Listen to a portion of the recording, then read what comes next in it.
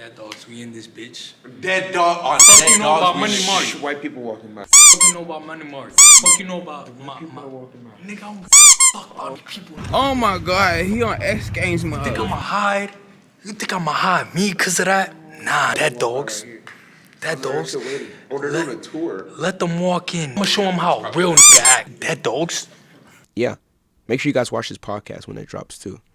Me and my boy Risa, 6-figure clothing brand owner. You know what the vibes is. Subscribe, Money Mari.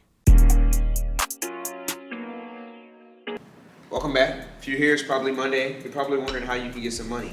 So I decided to bring the richest guy I know under the age of 25. Risa Teasdale himself. Runs a 6-figure clothing brand by himself. His 2 degrees from the #2 best college in America by himself. So I was like, dang, bro, you got a lot of motion, twin. And like, it's just you, bro. Like, who you tapped in with, bro? You seem to know a lot of people. So then, boom, we came together, being from the same background, bro, having gone to the same school. It only made sense, bro. And now here we are, bro. Without further ado, we'd like to welcome you guys to the latest rendition of Money Mari Mondays, bro. You see it. Back at it. Got my boy. How's it going, y'all? I'm Reese, or Risa, CEO of Profit Envoy. Born and raised in Boston. My whole family's from Trinidad, but I was born here, the only person born here. And I went to school in Boston, in Roxbury, City on the Hill Charter School. Shout out, y'all.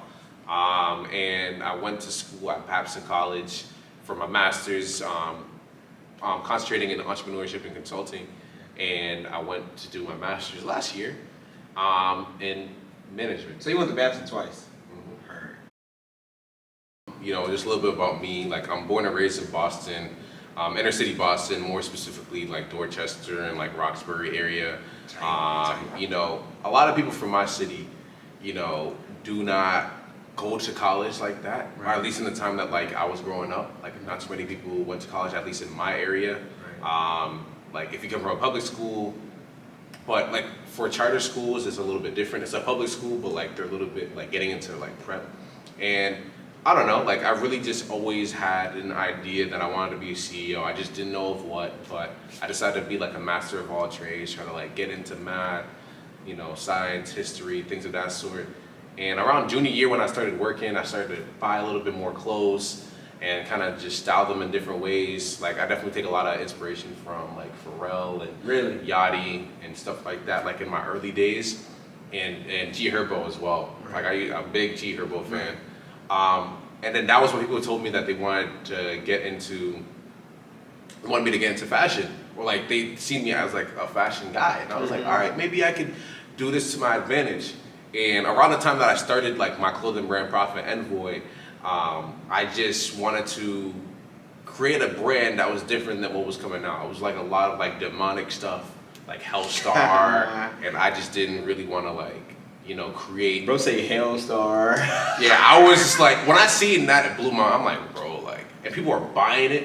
Nah, I could flip the whole script. Like, I thought a Christian clothing brand would be, like, it's gonna be hard to make it like corny or somebody take me serious, but I'm just like, bro, like, I think I can do it, because if I make a design that people like really, really mess with, no matter who they're from, then yeah. And then that's what birthed Profit Envoy, to be honest with you. And what was such a big flex of mine is that like, I was salutatorian at high school, so I decided to announce it during my salutatorian speech. So people went crazy for that one. I was like, yo, like, I got this brand, it's coming out in the fall, like, stay tuned. They were like, yeah. That was Yeah. And that was the start. So what was that? 2019? You started Profit Envoy? Yeah, like I started designing like January 2019, and I released it like my first week at Babson. You know what I'm saying? Coming to Babson, I was just like, bro, like, I know it's a business school. I heard about FME, and I was like, bro, like, I want to start. We're literally inside of an FME classroom right now, y'all. Absolutely, yeah. I don't know if y'all can see it, but bro, these wasn't the FME classrooms we started with, to say the least, bro. That's how it all started. They got it made though. Bro, yeah, this is Foundations of Management and Entrepreneurship. Y'all probably heard me mention FME like in the very first podcast, bro. But the Foundations of Management and Entrepreneurship is a class that every Babson student takes. And then, FME is a class that every Babson student takes, like the Foundations of Management and Entrepreneurship, like how to run a company, how to run people, like literally the whole nine. It's a crazy class. Best, like one of the best class. Like I definitely learned like how to be able to work with a team. Like I was like the chief marketing officer of my And look at you now. And look at me now. I'm the Crazy. chief executive officer of like my stuff. You know, so Crazy. feels good, man. Yeah. What'd y'all do for your like F&B business? What was y'all's business? I was part of Size Up. It was like me and like a couple of different people that I knew. And it was like a reversible oversized sweater. That's kind of what got me into like clothing and understanding Really? like the ins and outs, like finding And manufacturers. you guys have to do like supply chain and like sourcing for that too, right? Absolutely, yeah. Like one of our people, their family owns a manufacturer in China, so they was able to like hook us up and get something like somewhat quickly. Wow. And it was really great quality. Maps and connections, man. I'm telling you, you never know who Crazy. you meet. Like I meet the craziest people here at Babson. Like Okay. I met the CEO of like a dating app on the last night before like COVID shut everything down. Like we had like I'm sorry, Mom. There was like a big party on like there was a big party like right before going to Babson. I mean before like going home, and I met the CEO of a startup that raised like $15 million. Wait, what's the name of the startup? I think it was called the Lolly app. Oh, the Lolly app. Yeah. Yeah. I used to live with the guy who was their COO. Bro, Ansh, if you're watching this, I miss you. Bro, that was when I was in E-Tower, bro. The E-Tower days. Yeah, bro. Yeah. Lolly came out of Babson. Bro, there's a list of Babson businesses, bro. Bombas, the socks company. Oh, that's crazy. Yeah, I got on Bombas right now. Bombas is a Babson company, bro. Yeah. Home Depot is a Babson company. Jiffy Lube's a Babson company, bro. Ring is a Babson. Ring is a Babson company, Yeah. bro. There's a lot. Oh, Profit Envoy is a Profit Babson. Envoy is a Babson company. Yeah. So like, how did you kind of take Profit Envoy from 0 to 1, and how do you think like that role of having like a strong black woman in your life, like your mom, like play into that, like going from nothing to something, like mentality? Absolutely. So, well, first of all, shout out my boy George. I actually started the brand with him. at the George beginning. Floyd? No. my boy George Pena. I went to school with him, and he actually came up with the name Profit Envoy. Like he came to me one day. I told him I wanted to create a brand. He came to me like 2 days after. He was like, "Bro, Profit Envoy." Really? I was like, "Bro, what are you talking about?" He's like, "Bro, like Profit Envoy, messenger of good news." I was like, "Bro, this is sick." So the name stuck, and I was like, "Bro, like I already know what I'm gonna do now. Like I'm gonna start creating design, stuff like that." So we ran the brand for like the first 5 months, and then we decided to part business ways because he wanted to do his own brand, and that was cool. Like we still like best buds today. Like I literally just talked to him before we came here, but you know, with me starting a brand, like I know that like me starting with the shirts, and then I did like a second shipment of shirts, and then I did hoodies that were around peace and stuff like that. I knew that like there's so many people who were doing it. Believe it or not, 2019 there was not that many clothing brands around. You feel me? Like at least like online or on Instagram and stuff like that. Once COVID happened, everybody got locked up. Everybody became a graphic designer, content creator, creative director. We went to Fashion Week. Everybody was creative director. Everybody is creative director of something. You know what I'm saying? Whether they actually were or they actually weren't.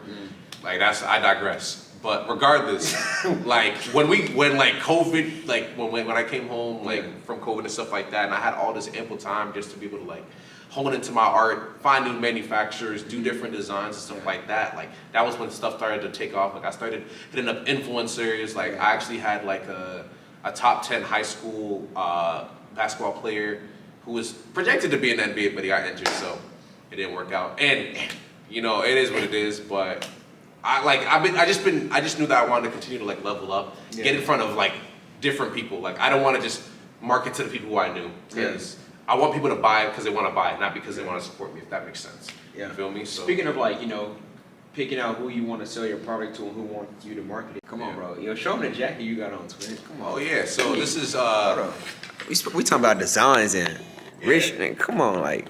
So this one, right, is just like an OG one, something simple. You feel me?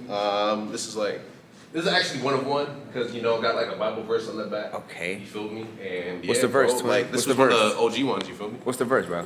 Huh? What's the verse on the back? Oh yeah. I don't remember off the top of my head because I haven't like worn it in a while. They say James 3:12. Peacemakers who sow in peace reap a harvest of righteousness. Oh my God. Talk to him. But yeah, that's kind of what I did in the past, but I'm still doing what I do. What do you think your first step was in this business environment?